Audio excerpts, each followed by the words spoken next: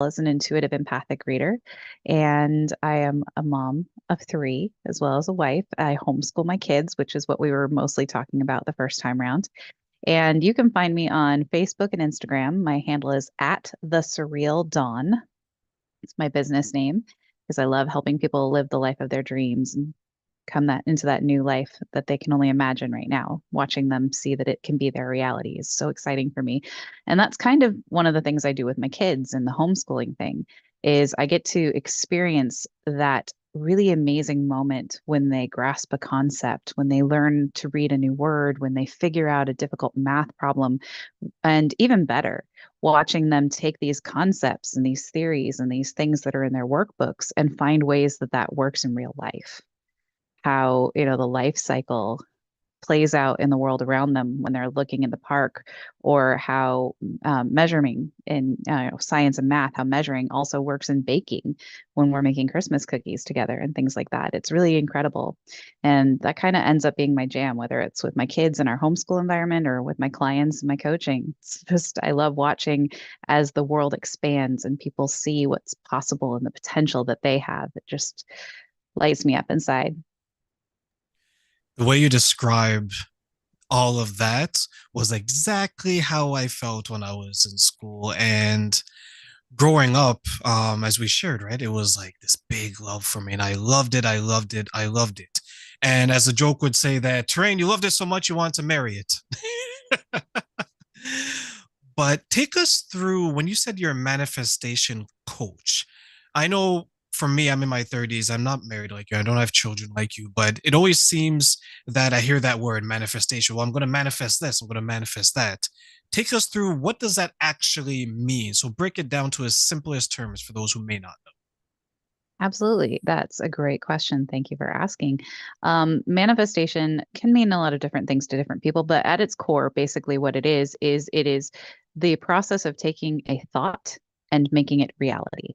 So it's, the essence of magic. It's all of the wonderment that happens. It's that, coincidence or that synchronicity where you're like, oh, I was just thinking about you. And then they call. Some people would say, oh, I just manifested that phone call. Or, when you're looking for that perfect job and you're pounding the pavement and all of a sudden you just end up in an interview for the perfect job. And that's all a process of manifestation. And in a psychological or neuroscience kind of way to talk about it, because I love to geek out on that as well. It's the process of our reticular activating system. So that's a part of our brain that is literally the focus gland. Like it's the part of our brain that filters out elements of the world around us and tells us this is what you need to pay attention to, because we know there's so much that we get bombarded with on a daily basis, and now even more so with smartphones and social media and mass connectedness, that our brains are incredibly efficient at narrowing stuff down. Because if we were paying attention to all the stimuli that we have coming at us every day constantly, we would go insane. There's no way we could handle it. So it prioritizes, right? It prioritizes the things that it shows us and has, oh, hey, by the way, you need to pay attention. So like if somebody calls your name in a crowded room, you hear it, even though you're not hearing anything else that person just said, because your brain, your reticular activating system said, oh, that's important. Here, pay attention. So when you're in a process of manifestation, you're feeding your brain very clear signals about what it is you want it to look for. And then it goes out and finds them. And it finds all these things that you never would have noticed otherwise. Right? You never pay attention to it until that moment, right? It never happens until you stop looking for it, kind of thing. Well, that's when you've gotten really clear and then you've let the universe or life or your reticular activating system do its job. When you're super, super clear on something, you can manifest it. So it's just a lot of bringing that thought form into reality. And then from a metaphysical side, which I also like to talk about, it's an energetics thing. And we know now from science that everything is vibration, everything has a frequency, a harmonics, if you will. Everything has an energy, all the atoms operating on their own energetic field. So when you align yourself energetically with something, then you can bring it into reality. That's quantum physics in action. In my 20s, because you mentioned manifestation and you mentioned focusing on something, in my 20s, I was convinced I was going to get married once I finished school. So here in Canada, you graduated post-secondary about 22, 23, right? And it was something that I wanted so bad because I grew up without having a family that I can call my own. I didn't know my mother, my father growing up. I was raised by my grandmother, and that's a story for another topic, right? And I wanted this family, wanted this family, I wanted this family. So, in a sense, I was manifesting it because I was so hyper focused on this. Train, you graduate school, you're going to do this, you're going to do that. And the girlfriend that I had at the time, she's just along for the ride, right? And I began to realize that I was losing myself in these thoughts of being married to the point where afterwards, I realized, hey, this person isn't the right person to share in that manifestation. Is that something that happens to some of the clients that you deal with? And can that happen in general? All the time. All the time. This is why people get so frustrated with things like the law of attraction and the secret and manifestation practices in general. They feel like it doesn't work when the reality is that happen it works all the time. We manifest all the time. When you wake up late and you spill your coffee and you can't find a parking space and you get into work and there's a meeting you forgot about and you're not prepared for and everything and you just go, "Oh my God, the worst day ever." And then that just keeps repeating, right? Like you just find all more reasons for it to be the worst day ever. And that's because you decided it was, you told your brain it was, and now it's finding everything to reinforce that to you. And so you're manifesting a bad day. Whereas there's been plenty of days where you've woken up late and you've spilled the coffee and you couldn't find a parking space and all that jazz, but you turned it around. Something happened and you're like, "All right, well, I got this. I can figure this out." And it's not so bad anymore. That it's all manifestation.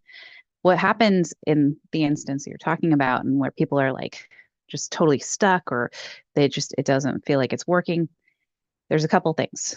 First of all, you have to be really clear about what it is you're trying to manifest. That old adage, be careful what you wish for, you just might get it. Totally the case in this. Because you can say, I want to get married or I want to be in a relationship or I want to make more money. And you can be in a relationship. You can get married. You can get a new job. But none of those things are necessarily what you actually wanted, which you find out after the fact, right? Because you just said, "I want this." You weren't clear about it. Why do you want to be married? What is it that marriage means to you? You were talking about having the family, but were you thinking about that when you were really focused on getting married? Maybe, maybe not. What does family mean to you? What is it that this whole relationship is meant to be? What is the feeling behind it? Is it just for that sense of community and belonging, or was there more to it? And you have to be really dialed into that. It takes a lot of self-reflection. There's also belief work that we get into, but that's a whole topic that we don't have time for. So you have to be really clear because you can say, "I want to have more money." And tomorrow you find a dollar bill on the ground. Congratulations, you just manifested more money. Wasn't what you wanted, right? It wasn't what you really wanted, but that's what you asked for. You were not clear on what is more money to you. Is it just more take home pay? Is it less debt? Is it secure in retirement? Is it investment? Like there's so much that can be under that umbrella. So you need to be very clear and you need to be clear and honest with yourself because none of it's good or bad, right? We assign meaning to that based off of societal, cultural, life experience things. None of it's good or bad, but you have to be clear before you're going to get anywhere. Another problem that people run into is they get so fixated on the form. And this is kind of plays into what I was just talking about. So you got so fixated on getting married. And for a long time, you probably associated that with the girlfriend that you had because she was, there. And so that was where you were going for. And you're fixated on her, even though she may not have been the best person. So any problems that were in the relationship, any mismatches in your personality, you kind of just glossed over because you were going to get married and she was there. And so that was obviously the path. When we get so fixated on this form, right? We haven't been clear about what we're asking for. We don't really understand why we want it, but we're so clear that that one thing, that one person, that one relationship, that one job, that one house, that one car, right? That one total in the bank account or amount of take home pay is absolutely going to solve all our problems. And that's the thing. Well, now you're missing out on all of the things that you don't know, right? There could be something right around the corner that is exactly what you need, what you want, what you've always dreamt of, and you didn't really realize it, but you've closed yourself off from seeing it because you are focused on that one end result, and it can only be that. And so you won't see the other opportunities. You won't see the twists and turns and the development of yourself that goes along with what it is you actually are desiring, what you want truly want to manifest. Because if we were the people who would be able to have these manifestations that we wanted to, we would already have them. We have to accept that there's a certain amount of growth and involvement and change in ourselves that has to happen before we're going to manifest what we truly desire. Reminds me of some people are so focused on their preference when it comes to dating. And I would say that is your preference a preference or is your preference a prison? Right? Because they'll manifest, as you mentioned, right? I want to get married, but then they get so focused on the form 6 feet, 6 inches, and six figures. And then they wait, right? Every good guy that comes to them, they're like, no, he's 5'11". No, he makes 85,000, right? And they're so fixated on that form that they're missing out on all these potentially very suitable, very good men. And then it happens with the women's side, right? Like there's could be lovely women that come along and men will neglect them because of whatever the reason is. And I share this because it's so true when we think of something, we put it out there, we're saying that I want this so bad that I think about it when I'm awake. I thinking about it when I'm asleep. I think about it all day long. And one of the burdens that I found with some of the women that I coach is that they'll dream, they'll dream, they'll dream. They'll get a form of that dream in reality. And then they sit back and they say, it's not good enough now that they actually were able to obtain it. Have you experienced that with your clients? Yeah. Oh yeah. There's plenty of that, I thought this was what I wanted, but it actually wasn't, right? Because again, you get so fixated on these details. So, you want the specific look and you want the specific job and the area code, right? You want the person from that one specific area code. And you get these certain details in your head. And then when you wind up with that exact thing, if you manage to, you find out none of that stuff really mattered. None of that stuff really mattered, right? Because this person never makes you laugh and they don't meet you as a partner, right? You never take these things into consideration until you're in that situation, right? Like you really wanted that independent, go-getter, self-made person who had that income. And then you realize that kind of person doesn't really do partnership great, right? Like they're so used to being the person who calls the shots and being independent that when it comes to making, middle ground with you and compromise and things that they struggle with that. And suddenly you realize that's really important to you. And some of that stuff you figure out because you get it wrong. We find out these things about ourselves through experience. And sometimes and often it's through failure or perceived failure and setbacks and things where we just go, oh, okay, wow, that matters to me a lot more than I thought, or it matters to me a lot less than I thought.